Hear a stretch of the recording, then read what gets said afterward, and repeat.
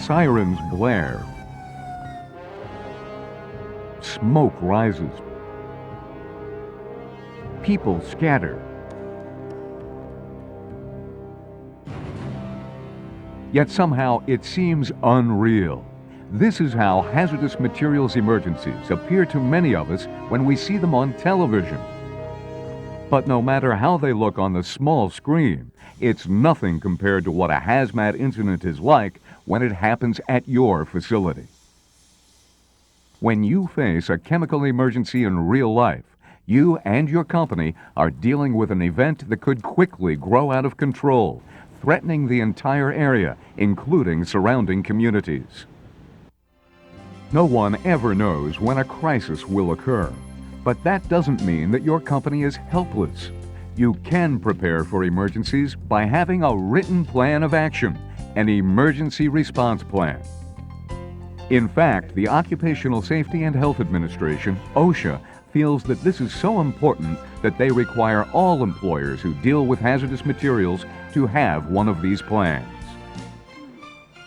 The Emergency Response Plan helps emergency responders to prepare for hazardous chemical accidents before they occur. The plan has two primary functions. It is a reference to be consulted during an incident and a training tool for emergency responders. These two functions support the major purpose of the plan, to mentally prepare all responders for a crisis before one takes place. Every chemical crisis is unique and unexpected. Even so, these situations often follow certain patterns and usually have a number of elements in common. The Emergency Response Plan shows workers how to recognize these patterns and how to react to them effectively. Like the emergencies they document, emergency response plans come in many forms. The plans vary from facility to facility depending upon specific needs. Still, all of the plans have the same general contents. For example, every emergency response plan contains information on the chain of command. This details who is responsible for the various phases of emergency response. Let's take a look at a typical chain of command. Not only will it show us who reports to whom, but it will also give us a glimpse of a lot of the other things that the plan addresses. At the top of the chain of command is the incident commander. This person is responsible for the entire emergency response operation. The incident commander has the ultimate responsibility for bringing the event under control, including the containment and cleanup of the hazardous substance. Every emergency responder answers to this person. Perhaps the most important job that the incident commander performs, however, involves the surrounding community. For instance, the commander needs to make sure that the community is never cut off from the outside world by the emergency. If a one-way street or tunnel is blocked, the incident commander may have to designate alternate routes if an evacuation is necessary. The commander may need to act as a rumor control officer as well, providing the public with timely, accurate information on the incident in order to prevent misinformation from causing a panic. To ensure that both internal and external responders will work together smoothly during an incident, the commander also needs a good working relationship with the local fire department. While the incident commander has the position of greatest power, responsibility, and complexity, without reliable information on the released material, the commander is helpless. Unless there is a solid understanding of the chemicals involved, the incident site cannot even be approached safely.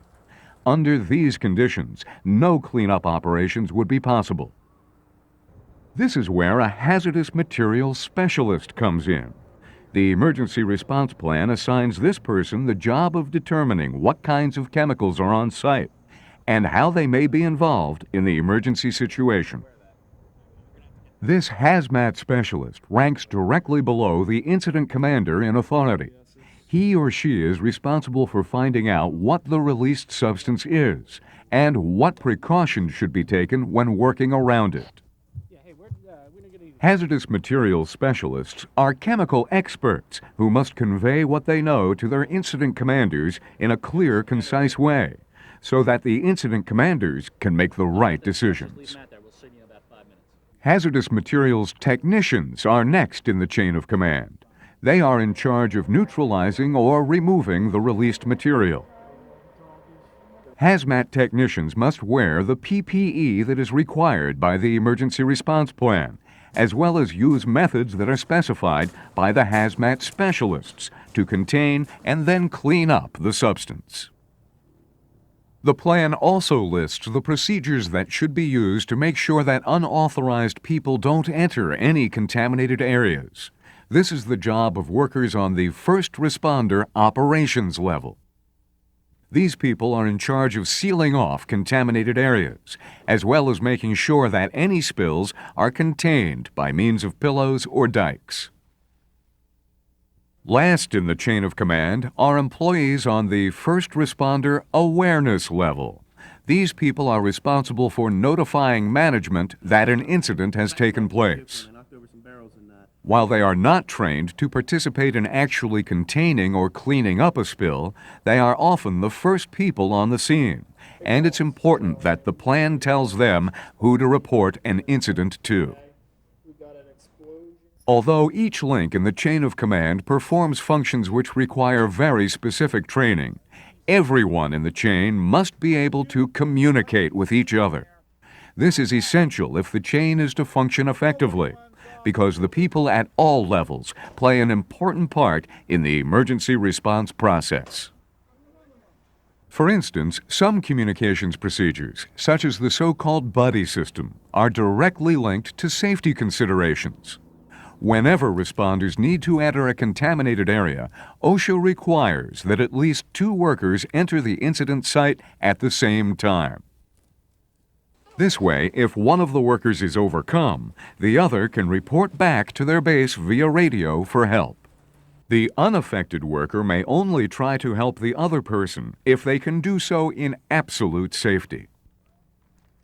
The main function that the buddy performs is communicating that a problem exists. Other communications issues that are addressed in the emergency response plan include knowing who to call during an emergency, when to sound alarms, and making sure that responders are familiar with evacuation routes. In addition to defining the chain of command and addressing communications procedures, the emergency response plan also outlines what personal protective equipment should be worn during various emergencies. The type of PPE that is necessary depends upon the nature and quantity of the chemicals that have been released. Combinations of PPE that are used when dealing with chemical releases are grouped into 4 levels: A, B, C, and D. Level A PPE provides the greatest amount of protection. It is used in places where the most severe skin, respiratory, and eye hazards are encountered. Typically, Level A PPE consists of an air-supplying respirator and a totally encapsulating chemical protective suit. Level B PPE is used in places that present fewer skin hazards than Level A environments do, but an equal number of respiratory hazards. Level C PPE provides respiratory protection through the use of air-purifying respirators, APRs, which filter contaminants out of the air before they can be inhaled. Level D personal protective equipment provides the least amount of protection. It shields you from nuisance contamination, such as materials that might stain your clothes. It is simply a work uniform and must never be used on any site where respiratory or skin hazards exist. But the use of PPE isn't the only preventative measure that the Emergency Response Plan discusses.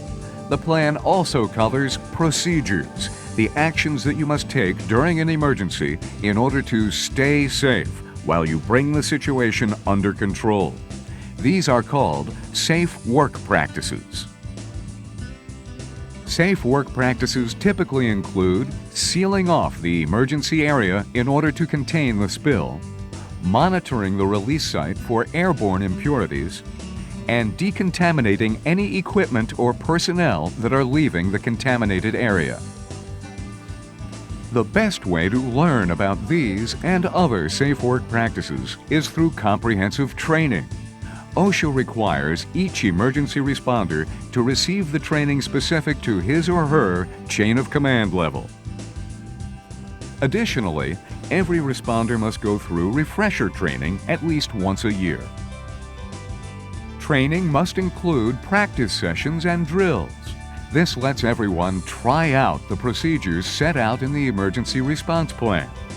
During this process, emergencies involving a range of chemicals in a number of different environments are simulated. As part of the drills, trainers will often change the scenarios unexpectedly, such as introducing a medical emergency. This is done to keep responders on their toes and get them to expect the unexpected. In some facilities, hazmat training also includes familiarizing workers with the mental challenges they may face when they are working in emergency response situations. This might address the need to stay focused over an extended period of time, or how to deal with seeing people who have been severely injured. Mental preparedness is often the key to a successful emergency response operation. In fact, many experts say that what goes on in the minds of employees is the most crucial part of responding to an incident.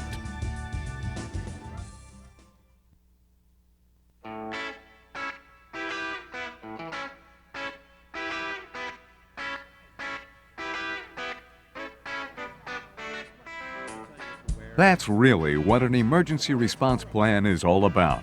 Preparing people to face one of the most unpredictable foes anyone ever confronted, a hazmat incident.